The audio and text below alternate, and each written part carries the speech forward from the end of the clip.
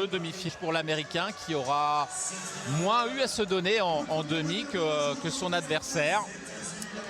Mais difficile de faire un pronostic. Est-ce que Massialas va parvenir à faire le triplé à Paris ou est-ce que Choi va remporter sa première étape de Coupe du Monde parisienne?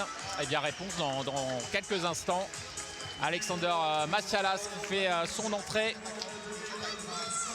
On le voit, il rentre comme s'il rentrait chez lui. Et il est chez lui, il est chez lui, Massialas. Et Choi, il a bien l'intention d'emménager aussi. Il se dit que les locaux sont plutôt pas mal et qu'il prendrait bien un petit bail à minima d'1 an ici. Un petit pied-à-terre à Paris pour des tireurs qui voyagent beaucoup, mais qui, lorsqu'on leur demande quel tournoi de Coupe du Monde ils ont envie de remporter, c'est le tournoi parisien. Qui vient après un titre continental, bien sûr, un titre de champion du monde, et bien après un titre olympique, évidemment, mais ça fait partie des titres prestigieux à obtenir dans la carrière d'un florettiste.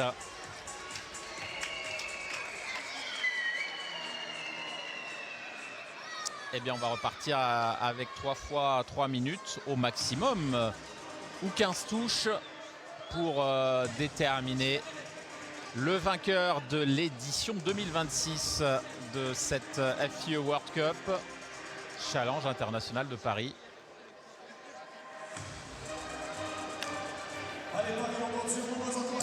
Massialas père et fils qui ont checké.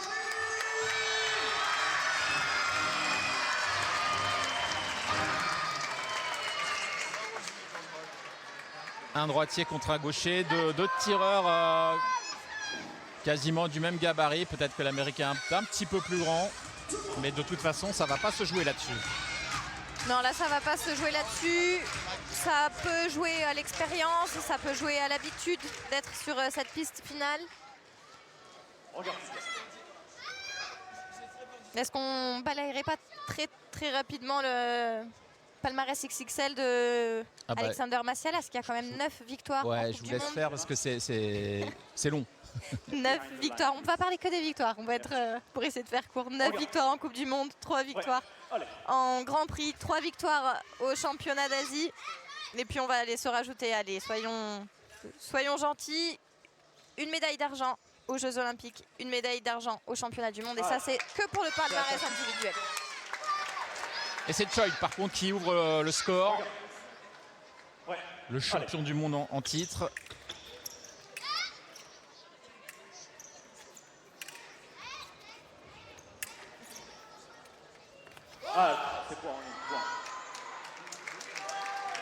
Et la ligne c'est le fait d'allonger le bras et d'avoir la pointe qui menace de façon continuelle. Et ça c'est très important, la surface valable de son adversaire. Et c'est très joli, une ligne, on n'en voit pas tellement parce qu'effectivement il faut parfaitement la réaliser pour qu'elle soit validée par l'arbitre. Et effectivement il faut que la pointe soit en permanente dans la cible et pas raccourcir le bras surtout.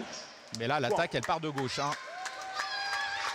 Alors on parle de Choi évidemment, champion du monde en titre, mais il y a un autre ressortissant de Hong Kong, Chung, qui lui a été à 2 reprises champion olympique, Paris évidemment en 2024 et Tokyo pour les Jeux précédents.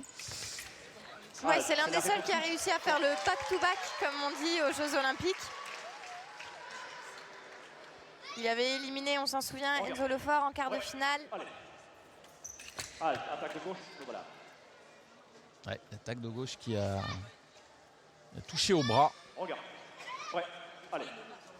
On part, attaque touche. Allez, un petit temps d'avance sur l'attaque développée par Alexander Massialas. Ouais, allez.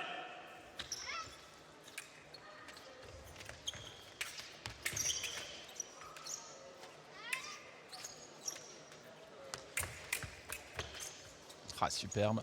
Vous l'apercevez, cette zone grisée au fond de la piste qu'il ne faut pas quitter. Attaque parée, la réponse, voilà. Belle discussion entre les deux escrimeurs. Un très beaux échanges et on voit qu'ils prennent, ça va vite, mais ils prennent le temps de vraiment bien choisir leur cible pour leur riposte. Regarde. Ouais. Allez. Ah, d'attaque par la réponse point. Belle parade riposte, tout en autorité de Alexander Massialas qui prend 2 petites touches d'avance sur cette finale. Ah, l'attaque contre-attaque. Regardez. C'est magnifique ce que fait Choi. Là aussi, il est descendu vraiment sur ses jambes. Il revient à une touche. Ouais, la contre-attaque qui est non valable. On garde. Ouais, allez.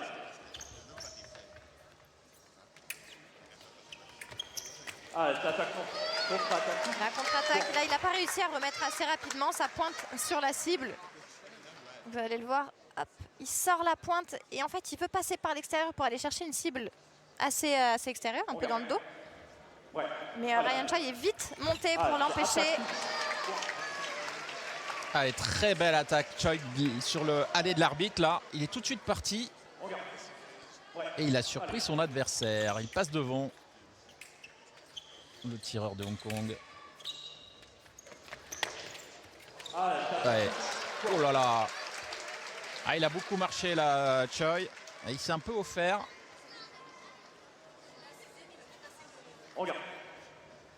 Et on revient à 5 partout. Ouais. Allez. Ah, attaque non valable. Une attaque non valable. À la saignée du bras. L'épée, ça marquait. Au fleuret, pas du tout. On garde. Ouais. Allez.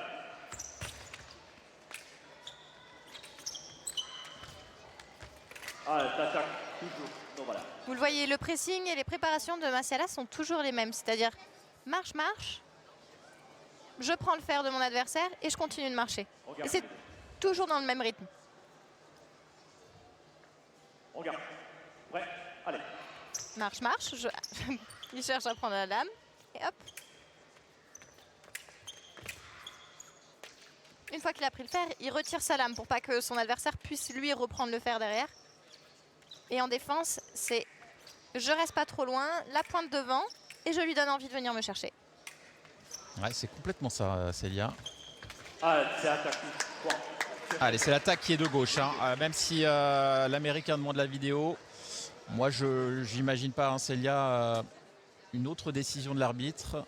Non, parce qu'on voit clairement une grosse recherche de fer de la part de l'Américain. Vous voyez qu'il cherche à attraper le fer de son adversaire pour prendre la priorité et ensuite partir. Il ne trouve pas le fer. Le Hongkongais part dedans et ensuite l'Américain continue. Vous allez voir, hop, je cherche le fer de mon adversaire, je ne trouve pas.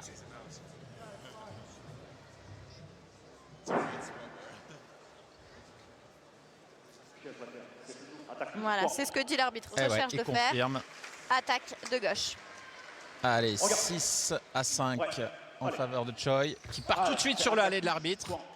Ah, il demande la vidéo de Choi. Et moi, j'ai envie de la revoir aussi. J'avais le sentiment que l'attaque partait de gauche.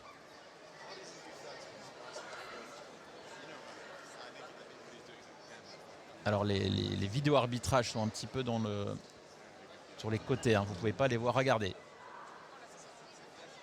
Non, Célia ? J'ai quand même l'impression que Choi part plus du bras. Alors. Non, ok. Bah, l'arbitre qui reste sur sa décision revient à 6 partout. Et c'est lui qui a raison, l'arbitre. Ouais, c'est une opposition là. Et ça fait 7-6.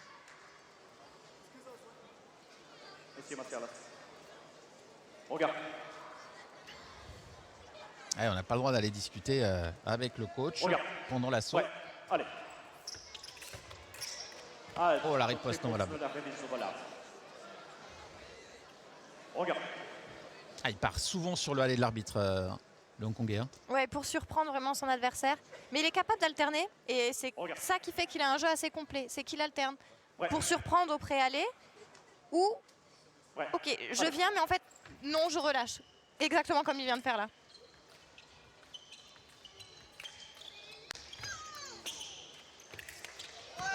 C'est la réponse. Donc voilà. Allez, c'est non valable. On revient sur la piste où s'est déroulée l'action. On ne vient pas au centre, bien entendu. Ouais, allez. Allez, ces petits sauts qu'on voit de plus en plus, qu'on voit beaucoup au sabre, qu'on voit un tout petit peu moins au fleuret. Bon, c'est pas ce qu'il y a de plus esthétique, moi je trouve, mais on met pas une note artistique. Hein. Ce qui compte, c'est de mettre des touches. Ah, premier ripostement, la remise touche, point. Eh oui, je suis d'accord. La dernière contre-riposte est en faveur du Hongkongais.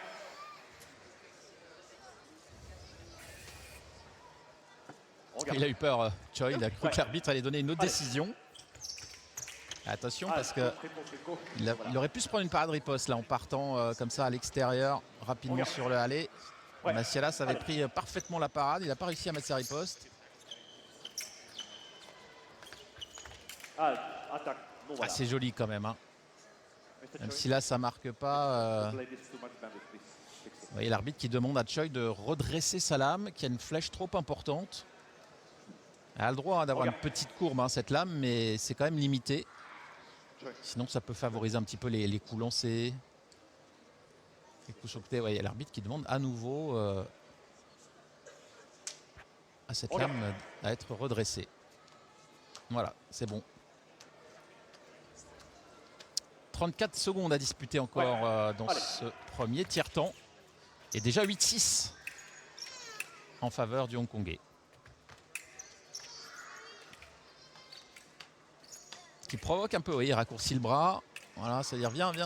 Il a envie de le faire déclencher. Il a envie de faire déclencher Massialas pour venir au contre-temps. C'est-à-dire, je fais un pressing, je donne envie à mon adversaire, qui pourtant est menacé, de venir vers moi pour derrière enchaîner sur une parade riposte. Ou enchaîner sur une attaque qui vraiment est développée. Regarde. Attendez.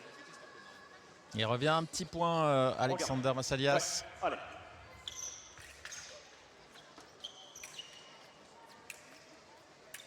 Allez, on va rester à ce score de 8-7 et une petite minute de pause. Les deux tireurs qui vont prendre les conseils de leurs coachs respectifs. En tout cas, le match est beau et plutôt serré, plutôt équilibré. C'est une belle finale, vraiment, avec des escrimes qui sont très complètes, l'une et l'autre. De beaux échanges, deux escrimes qui n'ont pas peur d'aller vers l'avant, qui n'ont pas peur de reculer non plus. Ah, regardez ces gros plans au ralenti qui sont toujours spectaculaires. Ça donne de belles photos aussi, hein, pour les photographes. Parfois c'est corps à corps.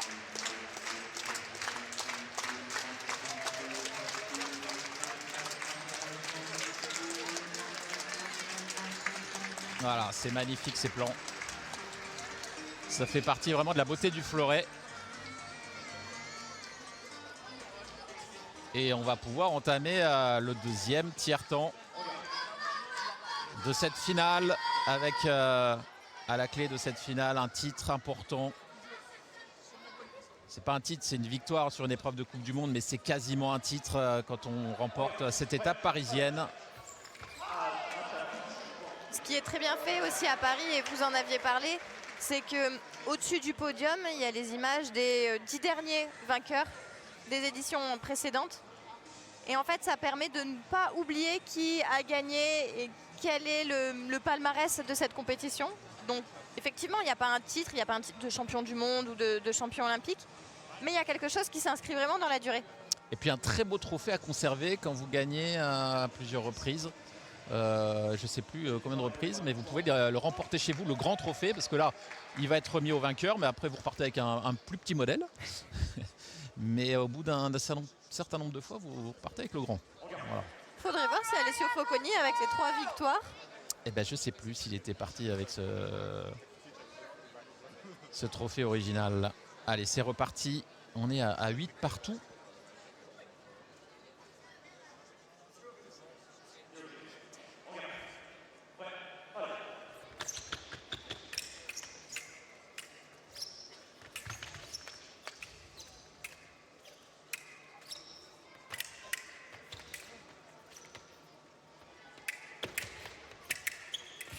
Ah, la réponse non valable.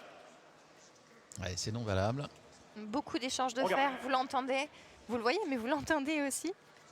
Ouais, allez. Et je trouve que c'est un match plaisant aussi en ça, c'est-à-dire qu'il y a beaucoup d'échanges de fer. On part pas forcément directement sur la cible. Beaucoup de préparation et d'intox.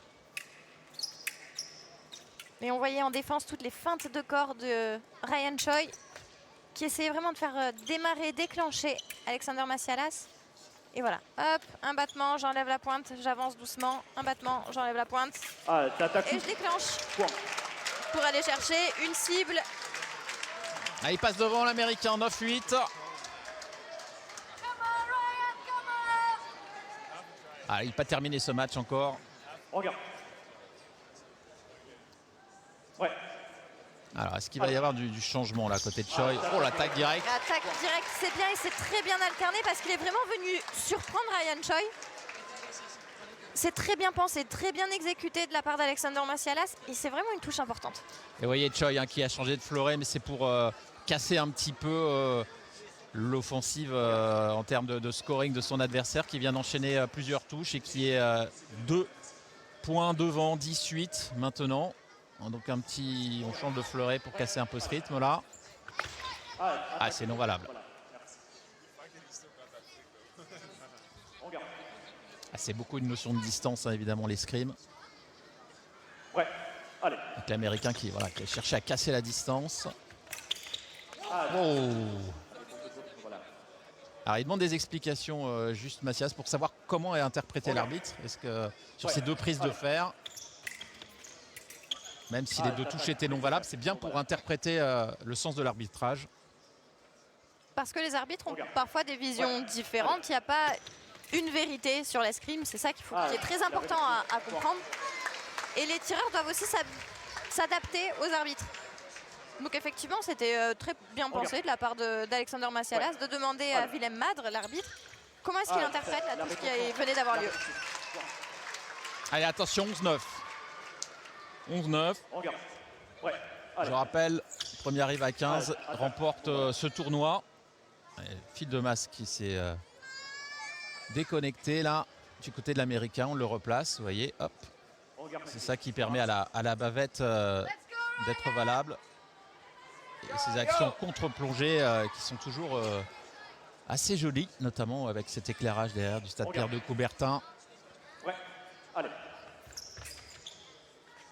Allez, 2 minutes à disputer dans ce deuxième tiers-temps. Pas sûr qu'on aille jusqu'au troisième. Allez, attaque, bon voilà. Regarde. Ouais, allez. Il a calmé un peu le jeu l'Américain. Par contre, Choi, lui... Non, pas de touche. Alors, expliquez-nous, Célia, parce que... Regarde. Il n'y a pas de touche parce que le tireur est en train de tomber, il est en déséquilibre. Mais c'est vrai, regardez, on voit le ralenti. Ça va être là, la touche. Elle est presque, elle est presque quand même placée avant qu'ils soient en déséquilibre. Ouais, elle est presque acceptable. En fait, tout simplement, on n'a pas le droit de mettre une touche en tombant. Et là c'était limite en tombant. Regarde. Ouais, allez. Allez, on marque l'attaque, voilà. Merci. Regarde. Ouais, allez.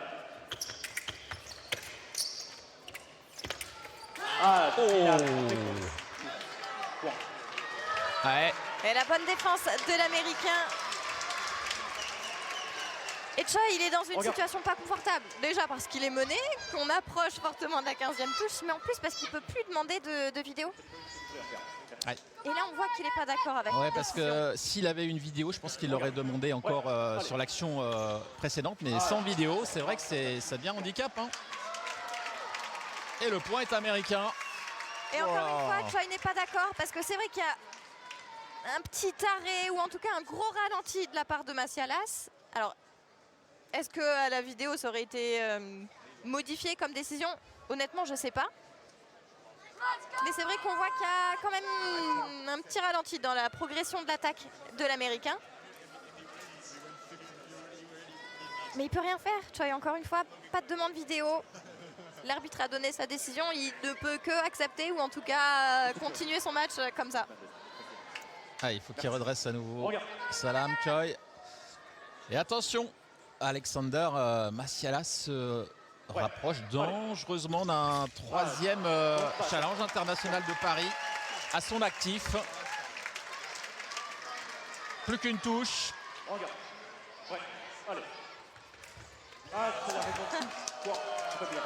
Alors, il demande peut-être une protection du masque. L'Américain, en tout cas, il a demandé la vidéo. Et j'ai pas l'impression que ce soit sur l'action du jeu. Alors, non, c'est pas sur le masque, ouais. Oui. Pour moi, elle est assez... On voit pas, en tout cas, on voit pas Choi se protéger. Non, il n'y a pas de faute de combat. Je pense que l'arbitre va tout simplement remettre en garde. Ouais, voilà. Ouais, le on point. ne juge pas. 14-10. Regarde. Ouais, allez. Et il va repartir tout droit, et oui. Et voilà, après 2017 et 2023, Alexander Massialas remporte à nouveau cette prestigieuse étape de Coupe du Monde parisienne. Regardez la joie de ce garçon. C'est pas un titre olympique qui vient de remporter, mais regardez pour autant la joie. C'est dire l'importance de cette étape de la FIE World Cup. Choi devra se contenter d'une deuxième place. Lui qui est champion du monde, ça reste une très belle performance pour débuter l'année 2026. Pas la saison, c'était la troisième étape de Coupe du Monde de la saison, mais la première de l'année. Oui, on voit l'émotion sur son visage, c'est assez communicatif, on va pas se mentir. Mais ça veut dire beaucoup, une victoire ici. Et on l'a vu pointer les images en haut et faire le signe 3. Il va avoir une troisième belle photo de lui qui va rester encore 10 ans de plus sur les affiches. Ouais, bravo à lui.